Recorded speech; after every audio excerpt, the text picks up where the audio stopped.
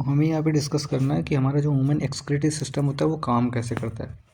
तो excretory system अगर हमारा मतलब मीन्स कि हमारी बॉडी का अगर एक्सक्रीटरी सिस्टम काम कर रहा है, तो एक्सक्रीटरी सिस्टम का मेन काम ये होता है कि हमारी बॉडी में जो वेस्ट सब्सटेंसेस हैं, मीन्स कि हमारी बॉडी में जो हार्मफुल सब्सटेंसेस बन रहे हैं वो एक्सक्रीट आउट होना, मीन्स कि अगर एक्सक्रीट आउट हो रहा है तभी एक्सक्रीटरी सिस्टम काम कर रहा है।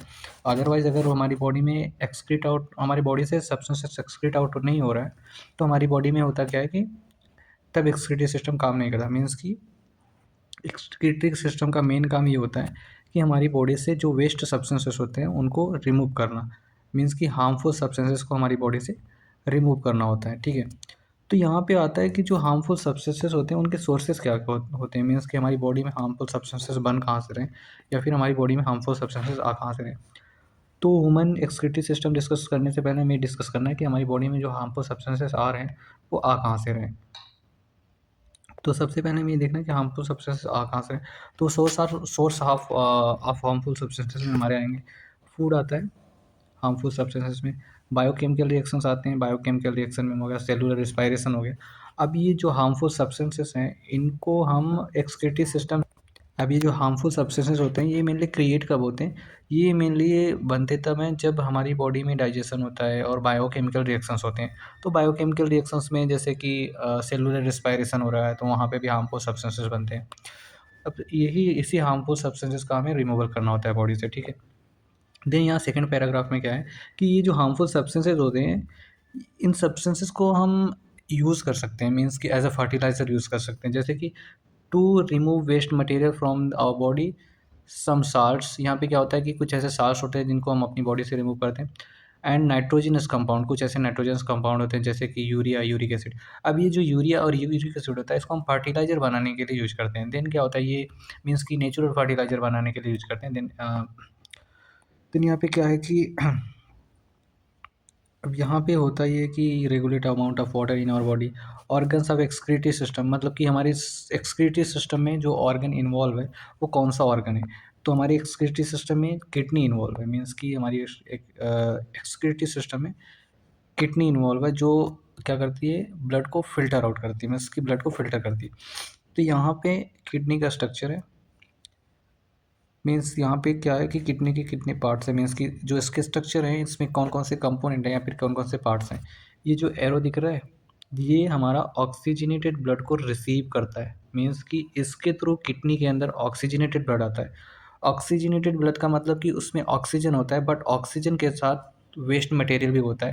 यहाँ पे लिखा है oxygenated blood with waste material. अब ये जो ट्यूब्स होती है ना इसको बोलते हैं अओर्टा आर्टरी।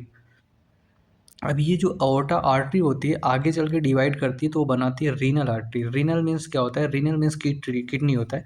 तो ये आगे चल के डिवाइड करके बनाती है रीनल आर्टरी। अब रीनल आर्टरी आगे चल के बनाती है आर्ट्रियोल्स, आर्टियोल्स डिवाइड करके बनाती है कैपिलरीज। तो किडनी के अंदर इसकी कैपिलरीज होंगी, बहुत सारी कैपिलरीज होंगी। ठीक है, देन यहाँ पे एक सेकेंड ट्यूब है जो क्या कर रही है ब्लड को बाहर भेजने का काम कर रही है, जिसको हम बोलते हैं इन्फीरियर वेना केवा। ठीक है, तो ये इन्फीरियर वेना केवा जो ब्लड किडनी के अंदर आ रहा है और फिल्टर आउट होता है, फिल्टर आउट होने के बाद इस ब्लड को बाहर भेजने का काम करती है। ठीक है, यहाँ पे लिखा है अओर्टा, सॉरी यहाँ पे लिखा है अओर्टा आर्टरी कैरी ऑक्सीजनेटेड ब्लड, यहाँ पे लिखा है ऑक्सीजनेटेड ब्लड, यहाँ पे भी लिखा है, यहाँ पे भी लिखा है। बट ये जो ऑक्सीजनेटेड ब्लड होता है जो अओर्टा रिसीव करता है ये ऑक्सीजनेटेड ब्लड होता है। बट इस ऑक्सीजनेटेड ब्लड के साथ ब्लड में कुछ साल्ट्स, नाइट्रोजनस वेस्ट और कुछ ऐसे वेस्ट होते हैं जिनको हमें बॉडी से एक्सक्रीट आउट करना होता है। अब यहाँ पे जो हमारी किडनी होती है ये बीन शेप्ड होती है।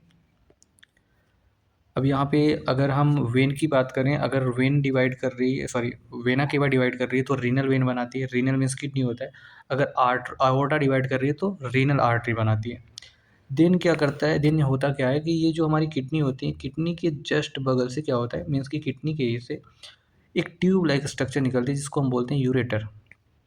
ठीक, दोनों किडनी के बगल से निकलती है, ये एक पेयर में होता है जिसको हम यूरेटर बोलते हैं। अब ये जो यूरेटर होता है, यूरेटर एक सैक लाइक स्ट्रक्चर में आके मिलता है जिसको हम बोलते हैं यूरिनरी ब्लडर। अब जो यूरिनरी ब्लडर होता है, इसी के अंदर हमारा वेस्ट मटेरियल या फिर यूरिन स्टोर होता है। अब होता ये है कि जो हमारा ब्लड प्यूरीफाई हुआ है, मीन्स कि जो ब्लड से वेस्ट सब्सटेंसेस निकले हैं वो हमारा आएगा यूरेटर के थ्रू, आएगा हमारे यूरिनरी ब्लडर में, ठीक है।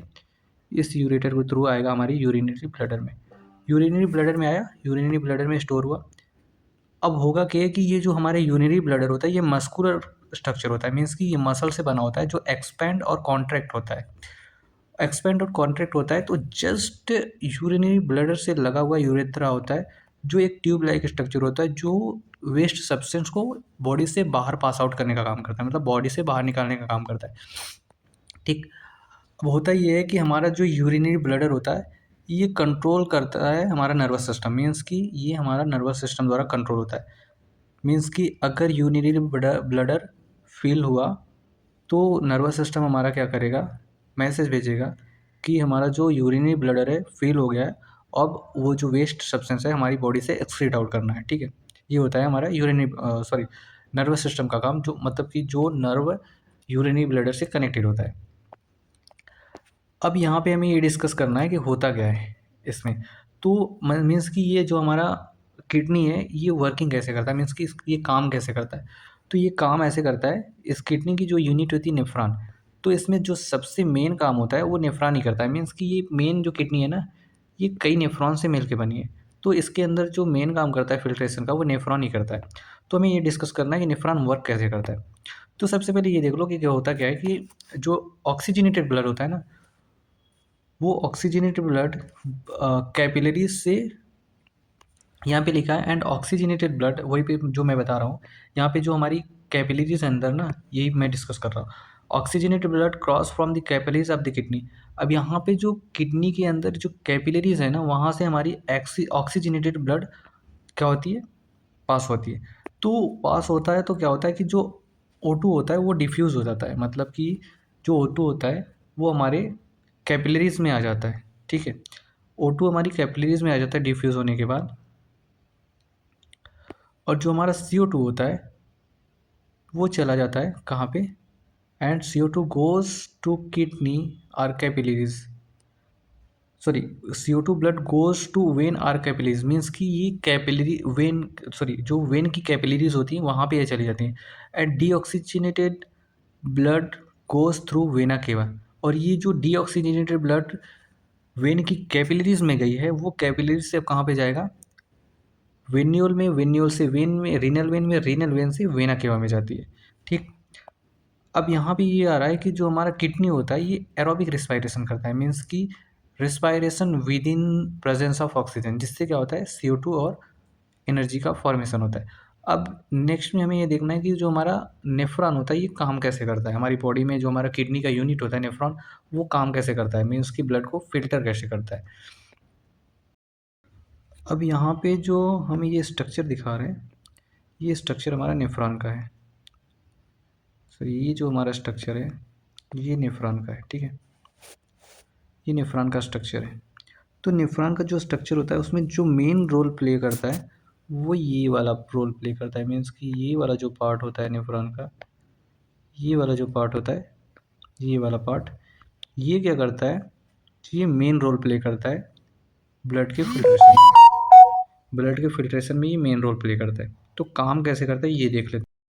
अभी हम डिस्कस कर रहे थे कि जो हमारा नेफ्रॉन होता है वो किडनी की यूनिट होती है। तो यहाँ पे क्या होता है कि branch of arteries got into nephron, जो हमारी आर्टरीज की ब्रांच होती हैं वो नेफ्रॉन के अंदर जाती हैं और क्या करती हैं, कैपिलरीज बनाती हैं, और ये कैपिलरीज जो बनती हैं नेफ्रॉन के अंदर ही बनती है, नेफ्रॉन के बाहर नहीं बनती।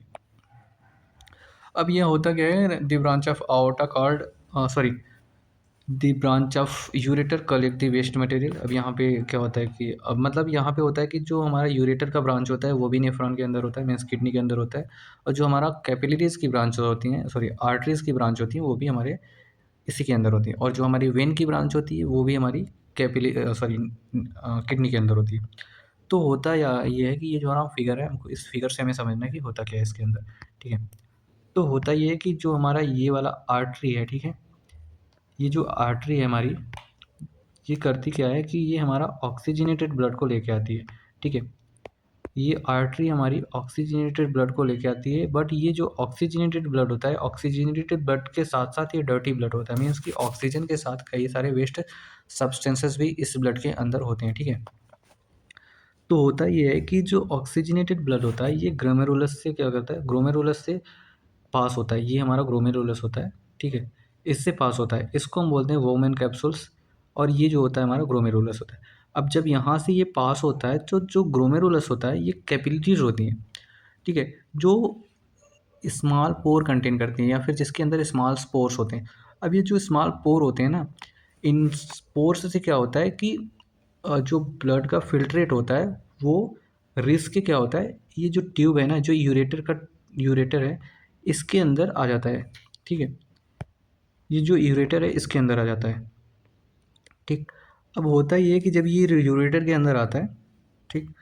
तो आता है, अब ये जो फ़िल्ट्रेट पास होता है, मतलब जो ये ट्रांसपेरेंट मटेरियल पास होता है वोमेन कैप्सूल से, इसको हम फ़िल्ट्रेट बोलते हैं। इसके अंदर ग्लूकोज़ होता है, अमाइनो एसिड होता है, साल्ट होता है एंड वाटर होता है, और कुछ यूरिक एसिड होता है, जिसको हम वेस्ट सब्सटेंसेस होते हैं।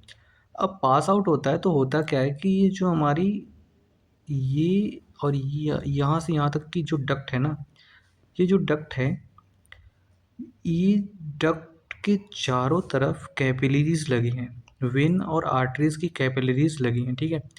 ये जो कैपिलरीज़, ये डार्क पेन से है, ये वेन की कैपिलरीज़ है, और ये जो लाइट ब्लू है, ये है हमारी वेन की आर्टरी की कैपिलरीज़। तो होता ये है कि यहाँ से जब ब्लड पास होता है, तो ये फ़िल्ट्रेट इसमें पास हो जाता है, ठीक है? तो फ़िल्ट्रेट जब पास होता है, तो यहाँ से यहाँ तक फ़िल्ट्रेट के पहुँचने में, ये जो फ़िल्ट्रेट होता है, इसका रीअब्ज़ॉर्प्शन होता है। मीन्स कि ये जो एब्ज़ॉर्प्शन एक बार क्या होता है कि हमारे स्मॉल इंटेस्टाइन में होता है, जहाँ पे क्या होता है कि माइक्रोविलाई सेल एब्ज़ॉर्ब करके ब्लड में रिलीज़ करते हैं न्यूट्रिएंट को, और यहाँ पे रीअब्ज़ॉर्प्शन होता है। मीन्स कि यहाँ पे ये होता है कि जो हमारा ये वाला ट्यूब है, ठीक है? जो यूरेटर की ट्यूब है, ये ट्यूब यहाँ पे रीअब्ज़ॉर्प्शन होता है, और रीअब्ज़ॉर्प्शन हमारी कैपिलरीज़ के थ्रू होता है। तो होता ये है कि जो ये सब्सटेंस यहाँ से यहाँ तक पास आउट होता है, यूरेटर के लास्ट पॉइंट तक पास आउट होने तक क्या होता है कि जितने भी सब्सटेंसेस होते हैं, उनका रीअब्ज़ॉर्प्शन होता है। मीन्स कि जो यूजेबल सब्सटेंसेस होते हैं, वो कैपिलरीज़ के थ्रू रीअब्ज़ॉर्ब कर लिए जाते हैं। बाकी जो वेस्ट मटेरियल होता है, या फिर जो वेस्ट सब्सटेंसेस होते हैं, उनको छोड़ दिया जाता है, ठीक है? तो जो यूजेबल सब्सटेंसेस होते हैं, उसमें क्या होता है, हमारा ग्लूकोज होता है, अमाइनो एसिड होता है, ठीक?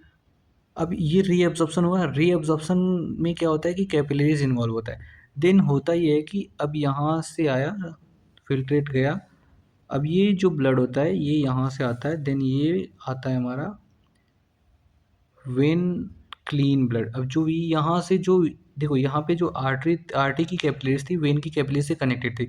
तो ये जो यहाँ से आएगा हमारा वे ब्लड, ये क्लीन ब्लड आएगा हमारा वेन के थ्रू, ठीक है? अब यहाँ पे जो एब्ज़ॉर्प्शन हुआ है ना, वो एब्ज़ॉर्प्शन जो कैपिलरीज़ हैं आर्टरी और वेन की, उसके अंदर एब्ज़ॉर्प्शन हुआ है।